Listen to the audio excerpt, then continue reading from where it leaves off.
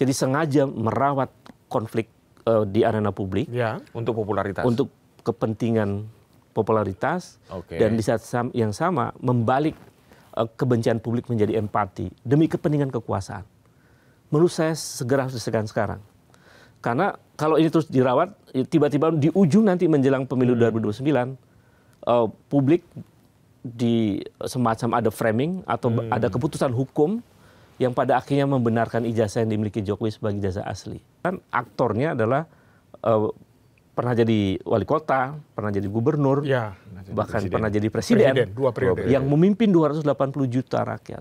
Jadi memang rakyat, publik berhak mengetahui, karena isu ini sudah menjadi public issue, berhak mengetahui apakah asli atau tidak. Sesederhana itu sebetulnya. Kalau kemudian dibawa ke pengadilan, ya tinggal tunjukkan ini asli, silakan uji. Saya dapat ijazah dari UGM, UGM memberikan. Nah, kalau kemudian diragukan juga, UGM perlu menjelaskan apakah dan betul itu perlu dijelaskan di pengadilan kalau sudah masuk di pengadilan. Dan itu pembelajaran politik yang sangat baik menurut saya. Betapa bahwa negara itu mesti juga secara kualitatif menguji kebenaran ijazah seorang calon pemimpin. Nah, kalau misalnya isu perkara ijazah ini tidak diselesaikan, menurut saya presiden buruk lah ke depan, karena orang akhirnya terus membangun interpretasi karena nggak pernah selesai. Jangan-jangan betul palsu, jangan-jangan asli apa palsu.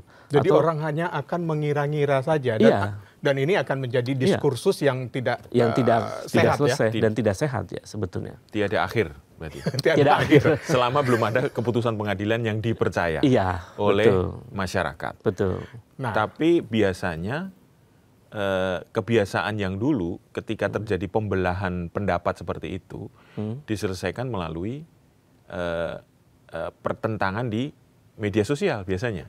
Karakternya pemerintahan yang dulu itu kan begitu. Jadi artinya ada pembiaran, ada satu persoalan dilempar ke publik biar kemudian di media sosial menjadi gaduh gitu ya. Saya kira pola itu mesti diakhiri karena pada akhirnya energi publik itu kan terkuras pada isu-isu yang sebetulnya bisa diselesaikan. Nah, pertanyaannya kenapa mantan presiden ini tidak segera cepat menyelesaikan perkara ini? Ini kan tanda tanya begitu. Saya khawatir ini dijadikan sebagai instrumen politiknya untuk demi kepentingan ambisi politik. Kedepannya lagi. Misalnya nih. Gimana Mas? Ini kan persoalannya makin rumit karena ada ijazah yang dilegalisir itu, yang ternyata tidak ada di ANRI dan seterusnya. Ini mereka rawat nih, Jokowi ini sengaja misalnya, begitu dengan asumsi sengaja untuk membiarkan perkara ini nggak selesai. Begitu nanti menjelang 2029, menjelang pemilu, dia tunjukkan aslinya dan seterusnya. Itu publik akan berbalik memberikan semacam empati kepada Jokowi dan keluarganya. Artinya ini menurut saya berbahaya sekali pola ini. Jadi sengaja merawat konflik di arena publik untuk popularitas, untuk kepentingan popularitas, dan di saat yang sama membalik kebencian publik menjadi empati demi kepentingan kekuasaan. Menurut saya segera harus diselesaikan sekarang. Karena kalau ini terus dirawat, tiba-tiba di ujung nanti menjelang pemilu 2029, publik di semacam ada framing atau ada keputusan hukum yang pada akhirnya membenarkan ijazah yang dimiliki Jokowi sebagai ijazah asli. Ini berdampak kepada politik dong. Secara politik kepada keluarga Jokowi. Apalagi Wapres sekarang Gibran, kemudian di ketua PSI-nya ada Kaisang gitu. Dan lain-lain keluarga. Akhirnya kan kemudian empati publik bisa berbalik. Jadi jangan sampai perkara yang sebetulnya sederhana dijadikan sebagai instrumen politik untuk kepentingan kekuasaan. Ini kan jahat sekali. Menurut saya politik yang tidak berkualitas gitu. Jadi tidak pada substansi gagasan perdebatan orang untuk menjadi calon presiden ke depan, tapi perkara ece-ece sederhana lalu diperrumit, diperpanjang, dikapitalisasi untuk kepentingan politik praktis. Nah, pertanyaannya gini Bang, orang kan selama ini entah ya mungkin di politik Indonesia atau di politik luar negeri itu selalu menggunakan cara playing victim. Playing victim itu efektif ketika mungkin di masyarakat kita yang mungkin tingkat pendidikannya masih belum memadai gitu ya. Playing victim itu selalu dijadikan kartu as. Saya jadi korban ini. Ini kan sudah merasa begitu ya. Mungkin geng Solo ini juga merasa dirinya jadi korban semua, sekeluarga dijadikan bulan-bulanan lah gitu kira-kira. Nah, mungkin kekhawatiran itu akan terjadi ketika nanti di ujung. Karena kita juga tahu orang masih meragukan bagaimana kredibilitas lembaga penegak hukum ya. Gimana sebaiknya nih Bang? Saya kira itu poin ya. Poin penting untuk melihat bahwa dinamika politik Indonesia seringkali menggunakan pola-pola playing victim itu, sehingga kemudian membangun empati publik. Bahkan hampir beberapa peristiwa politik sebelumnya kan polanya semacam itu ya. Maaf, di zaman SBY juga sempat muncul itu ya, karena dia di reshuffle lalu seolah-olah menjadi korbannya dan seterusnya. Tapi itu cepat selesai tuh di masa itu, dan itu bukan perkara hukum masalahnya. Jadi playing victim pada masa SBY itu narasi yang terbuka untuk diperdebatkan dan tidak masuk ke ranah hukum. Nah kalau ini kan masuk ke ranah hukum. Jadi dibawa perkara ke pengadilan, artinya ada jalan sebetulnya, ada pintu untuk menyelesaikan perkara ini. Tapi kenapa nggak mau diselesaikan? Nah ini apakah akhirnya kan secara politik muncul dong analisis bahwa ini bisa jadi dipakai untuk kepentingan 2029. Sehingga playing victimnya nanti di ujung. Dipilih di waktu-waktu yang menentukan gitu. Kami keluarga krusial 1 tahun sebelum pemilu gitu. Betul, jadi kan itu bisa berubah total tuh orang-orang. Akhirnya bisa empati publik luar biasa, sehingga bisa jadi nanti wapres jadi presiden kan itu. Apalagi nanti ijazahnya diungkap juga kemudian dan seterusnya lah. Pola playing victim yang semacam itu menurut saya sudah diakhiri lah. Kita harus beralih dari politik populisme geser ke politik gagasan gitu. Itu penting banget. Saya kira penting karena kita sudah terlalu banyak kecewa dengan strategi populisme itu. Ternyata populisme yang dibangun dengan narasi wong cilik ya kan, bahkan populisme nasionalisme ternyata kemudian berujung dengan satu pola kekuasaan yang justru merusak demokrasi dan merendahkan mata Indonesia di mata internasional. Merendahkan Indonesia di mata publik. Betul. Kalau kejadian-kejadian di Nepal, kemudian kejadian yang kemarin kita di Agustus, itu menandakan bahwa publik itu sudah mulai agak naik gitu ya, perdebatannya, tuntutannya bahwa masyarakat pemerintah pejabat itu harus jadi pelayan bukan jadi raja gitu ya. Apakah itu suatu pertanda bahwa sebenarnya kita menuju ke semacam perdebatan politik gagasan? Nah, gimana kalau Bang Ubed melihat sebagai ini mantan aktivis juga gitu? Karena kan sekalian nanti bagaimana membedakan dulu ketika Angkatan 98 berdebat, berdiskusi dengan sangat intens dengan sembunyi-sembunyi, dengan gerakan-gerakan sekarang yang Gen Z yang terbuka melalui media sosial gitu ya. Generasi Z ini menurut saya adalah generasi yang quick respon, meskipun mungkin dibenarkan dalam beberapa terminologi ilmuwan seperti Simon Bowman misalnya menganalisis bahwa ada semacam minimnya kedalaman ontologis dari generasi Z ini. Tapi mereka quick respon. Tapi ini menurut saya agak unik generasi Z ini. Di lapisan elit generasi Z itu mereka justru adalah anak-anak yang punya tradisi intelektual yang baik, Mas. Saya kaget juga ini. Saya ketemu dengan banyak anak-anak ketua BEM ya, yang Gen Z ini. Mereka ternyata bacaan-bacaannya juga luar biasa. Jadi mereka membaca filsafat dari era Yunani kuno sampai Mazda Frankfurt misalnya. Itu mereka baca juga. Ada diskursus yang menarik. Tapi ini lapisan elitnya nih.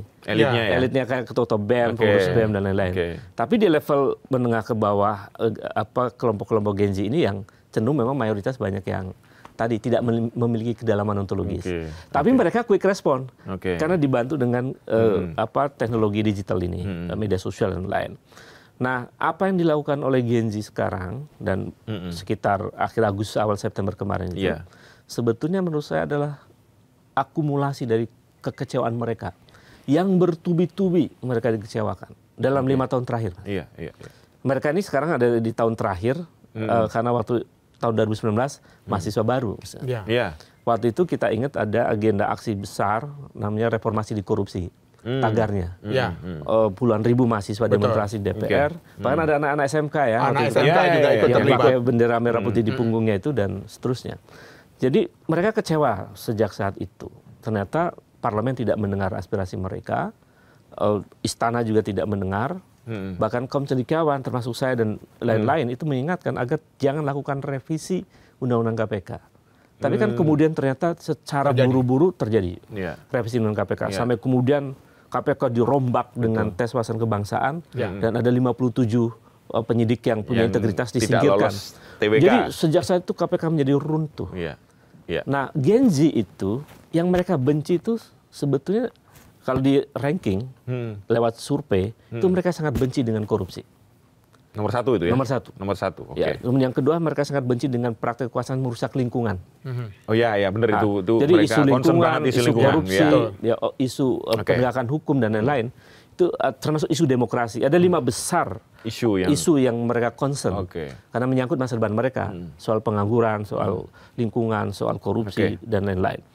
Nah, mereka kecewa dengan peristiwa itu. Lalu kemudian ternyata setahun 2 tahun kemudian ada undang-undang Omnibus Law. Mereka demonstrasi juga bersama buruh dan lain-lain. Kita semua kaum cendekiawan juga berpihak pada aspirasi mahasiswa itu. Ternyata kemudian juga tidak dipenuhi aspirasinya. Sampai terus terakhir ada momentum penting ketika aspirasi Gen Z didengar. Yaitu ketika demonstrasi Indonesia Darurat.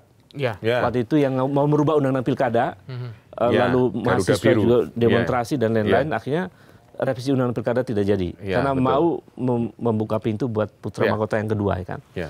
Dan saya kira itu satu fenomena gerakan yang menurut saya progresif maju dari anak-anak generasi Z ini. Meskipun tradisi intelektualnya mungkin tidak sekuat era aktivis 90-an di mana kita memang budaya diskusinya luar biasa. Saya merasakan betul bagaimana hampir tiap hari itu bergelut dengan buku dan diskusi dengan banyak cendekiawan di masa itu. Bahkan saya tradisi menulis saya juga tumbuh di saat mahasiswa. Jadi saya kira itu mungkin kedalaman ontologis itu yang membedakan antara generasi sekarang dengan generasi yang sebelumnya. Dan dengan yang puncaknya di akhir Agustus yang teman-teman mahasiswa ini, adik-adik kita di mahasiswa ini turun ke lapangan, itu semakin memperlihatkan intelektual mereka ya Mas, bahwa mereka itu sebenarnya ya intinya tetap sama, artinya mereka sangat benci dengan korupsi yang mereka awali dengan yang tadi aksi di awal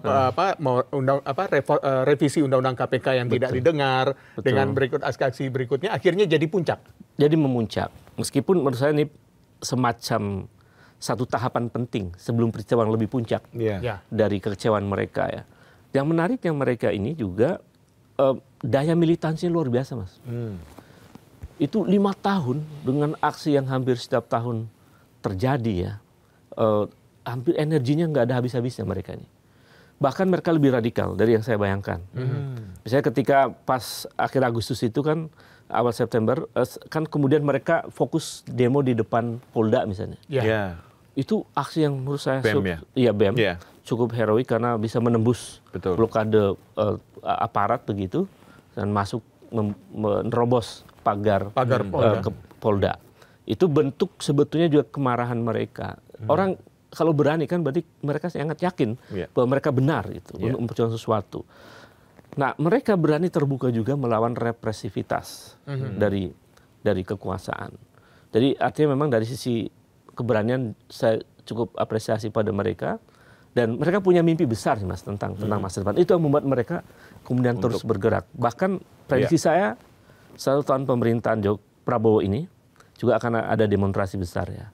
Kemungkinan karena mereka masih kecewa dengan peristiwa kemarin yang akhir Agustus di mana perkara pelindasan terhadap Afan Kurniawan. Waktu itu pemerintah menjanjikan akan membentuk tim pencari fakta gabungan. Kemudian tidak dibatalkan. Kemudian reformasi kepolisian. Ternyata sampai hari ini 1 bulan ya tim reformasi juga belum dibentuk. Jadi ini apa? Pasti saya yakin Gen Z dan mungkin kaum cendekiawan juga kecewa. Dan itu momentum 1 tahun Prabowo kemungkinan bisa menjadikan momentum untuk mereka bersuara kembali.